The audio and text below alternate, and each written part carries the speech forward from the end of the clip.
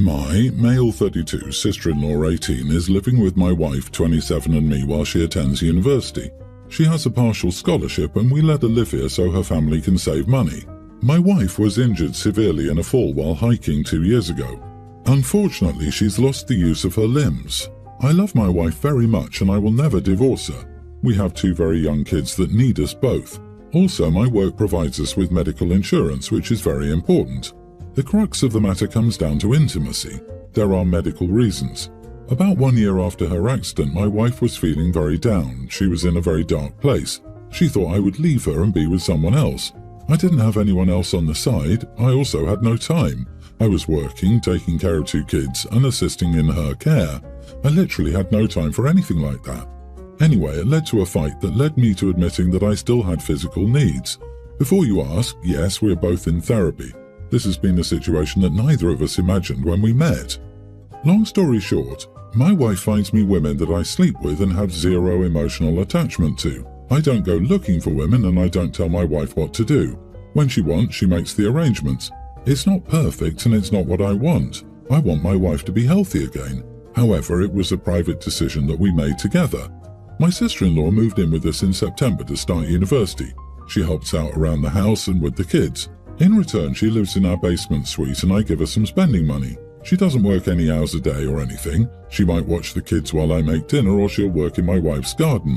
One of the nights that I was going out as arranged, my sister-in-law was supposed to watch the kids. Instead, she got one of her friends to watch them and she followed me. She saw me meet a woman and go up to a hotel room. She took pictures. Rather than talk to her sister about it, she decided to wait until the family gathering when we had the family over to confront me with the evidence in front of everyone. I was angry. My wife was furious and embarrassed. My in-laws were getting ready to kick my butt until my wife spoke up and explained everything. Nobody is okay with it, but it isn't what they thought. But now everyone knows something private about us that we didn't want to be publicized. I talked to my wife about it. Her sister is no longer welcome to live with us. She has to commute from her parents' home, which is almost 2 hours each way. Tough crap. She could have talked to us. She could have confronted me. She could have talked to her sister. Instead, she chose to be a hero and tell everyone something that was never meant to be public. She's begging us to come back. She now has no social life because she's traveling 3.5 to 4 hours a day. Her parents offer to rent the basement, but we don't want her here. Am I the idiot for kicking my sister-in-law out? Honest question, but what exactly did she think she would gain by publicly outing OP? At best, assuming wife was in the dark, she would have destroyed wife's marriage, crushed her self-esteem, ruined things for the kids, and done so publicly. There's no coming back from that. No matter how you look at it, the worst possible choice was the one she made. OP, you're not the idiot. She decided to put her own ego above thinking for even a single second, and this is the consequence. It sucks, but maybe she should have just talked to her sister instead of broadcasting it as a first step. Exactly, and in no scenario would the sister have somewhere to stay afterward.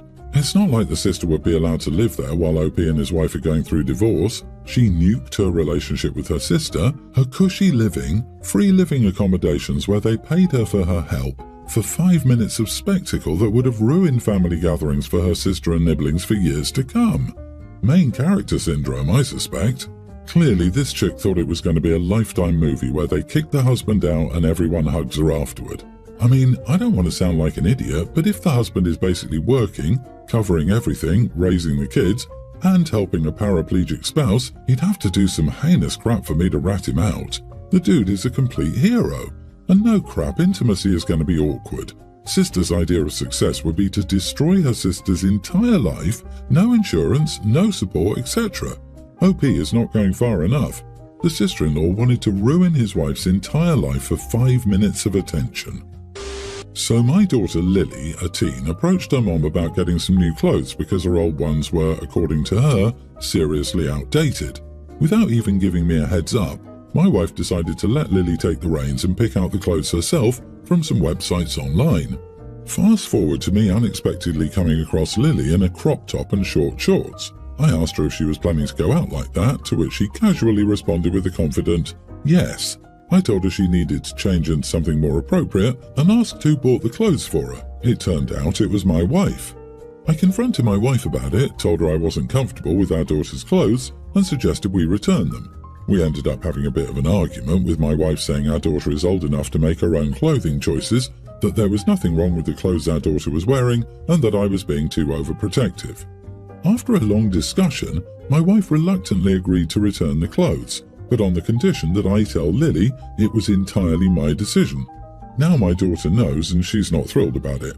She argued that the clothes are trendy, a common style among her friends, and that I'm the only person who thinks wearing a crop top is inappropriate. But I'm standing my ground, saying that regardless of trends, I won't allow that type of clothing to be worn. Not in public, at least. My daughter is giving me the cold shoulder and avoiding interaction with me now. I do feel a little guilty, and I think I might have been a bit too firm and reactionary, but at the same time, I just didn't want to sacrifice my principles. Does that make me the idiot? You are the idiot. This entire story is just one giant cringe. Why does your wife need to consult you before shopping for your daughter? What is your problem with a crop top? Wait, let me guess. You believe that men have no control over their actions, and if a woman shows skin and gets hurt, it's her fault. Has the idea that we should be teaching our sons to be respectful of women instead of teaching our daughters to hide their bodies ever occurred to you? Heck, why not get her a burqa while you're at it? Dude, you need one serious reality check, and you owe your wife and your daughter an unreserved apology.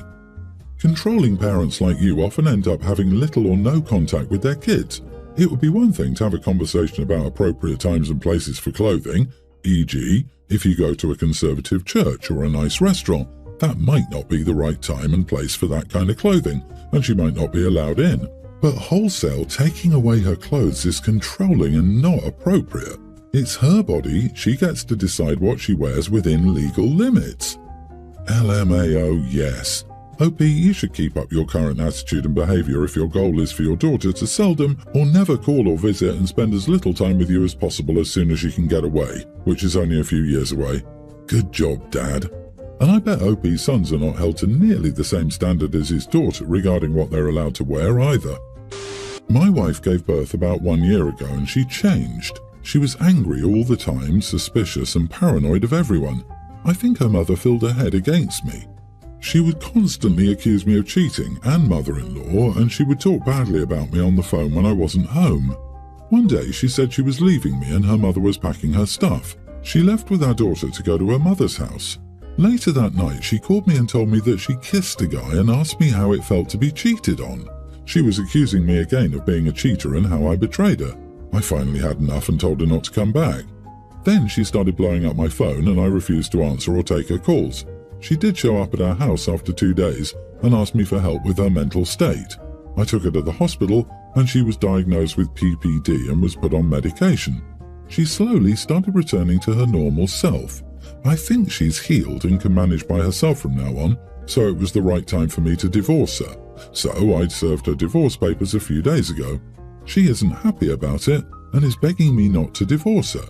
She's blaming it on the PPD, and I understand that her head was messed up, but I don't tolerate cheating, so I'm proceeding with divorce. Am I the idiot? Not the idiot. PPD is not a get-out-of-jail-free card.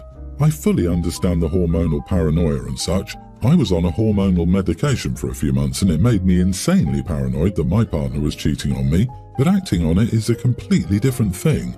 I also had paranoia from PPD. It's awful. My husband couldn't do anything right. He could barely go to work without me freaking out. It's still not an excuse. When my partner went to work, I was beside myself. I was 1,000,000% convinced there was another love interest there, and I spent the entire day crying and making up all these scenarios in my head, and the moment my partner walked through the door, I'd fight with them over this imaginary partner. I'm not proud of the person I was on the meds.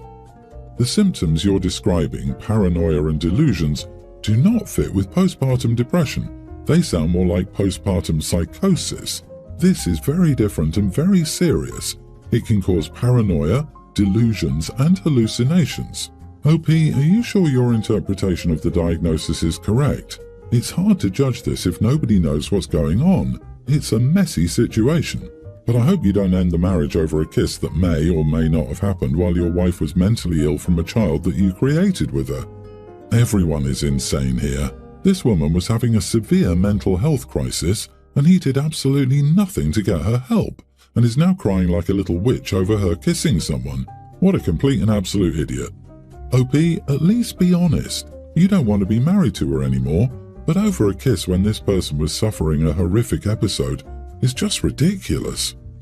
My husband and I have been together for 6 years, and combined we have 4 kids. My 2 stepkids are tweens, my bio kids are a tween and an infant. Obviously the youngest is our together baby.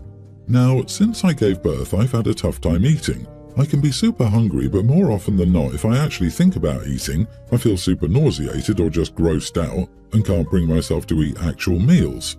Stuff like crackers or finger foods are fine, but big meals just sicken me, the thought of eating it anyway. So since I had our daughter, I've eaten a total of maybe 5 hot meals. Yes, I've been in full contact with doctors who monitor me. We're trying to come up with a game plan. But anyway, given this, I hardly ever eat dinner. I usually cook it, place it out for my husband and kids, and then leave my plate empty because I can't stomach it. But here's where I could be wrong. My husband knows I have a very hard time eating. Most days he tries force-feeding me, honestly, but yesterday I texted him saying, "Making shepherd's pie tonight, I can't wait." I didn't say I would eat, so maybe that's where I went wrong. But on the other hand, I never text him with a drooling emoji after saying I'm making something, so maybe he should have picked up on that. I don't know. I was starving anyway, and I was looking forward to having dinner. So I get done cooking and call everyone to the table as I usually do, and next thing I know, my mother-in-law is walking through the door saying, "Hope I'm not late," and then sits down, in my seat, and grabs the extra plate meant for me. I was shell-shocked, because I just stood there. I didn't even know what to say. My mother-in-law just started digging into the dish even before my kids were served, which made me angry. I also don't like saying out-of-pocket things in front of my kids either, so I just told them to dig in and started walking off. My stepson, tween, whispered, "But Dad, I think Mom was going to eat tonight." And my husband said, "Babe, were you going to eat tonight? You can take my helping." And I just ignored him because, I was so mad that I couldn't say anything at that moment. I needed to cool off. With a smile, I told my stepson, "It's fine," and went to the other room. After mother-in-law left, my husband came out, asked me what that was about, and said, "You could have taken my meal, babe, it's not a big deal." I kind of snapped and said he never should have even invited his mom over to eat without asking me, without knowing if I was hungry or not. I brought up that I texted him a drooling emoji indicating that I was hungry or excited for the meal. He just said, "Yeah, but you never eat. Now I feel like a damn loser, thanks," and walked off. My stepson unfortunately heard this, and he came out with his plate and handed it to me and said, "I stole some more before it was eaten so you could have some, Mum." Literally the sweetest damn kid ever, I swear. But now I feel like an idiot because I truly do never eat hot meals, so it was safe for my husband to assume last night would be no different, and the fact that my stepson felt he needed to do something about it as well. Am I the idiot? My husband is still sulking over this. Edit, I only made enough for the people who were supposed to be there, myself included.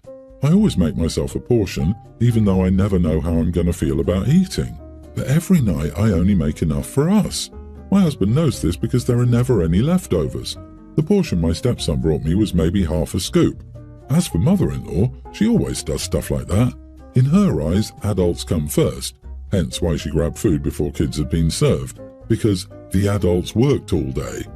My husband doesn't hold the same view but never speaks up to her when she does it. My mother-in-law and I don't get along and never have, so she probably wouldn't have cared if she knew I wanted to eat. We don't speak usually. Also, her taking my seat meant there was nowhere else to sit. I had no other option than to leave the room because despite my husband offering me his serving, he stayed seated and was dishing out his place without looking at me while he was offering it. I know him well enough to know that means he was hungry and was banking on eating regardless of having offered up his plate. Not the idiot. If a tween sees it, your husband should too. Your mother-in-law taking so much food when 3 children needed to eat from it is disrespectful. But your husband inviting someone over without telling or asking you while you're the one making dinner is the problem here.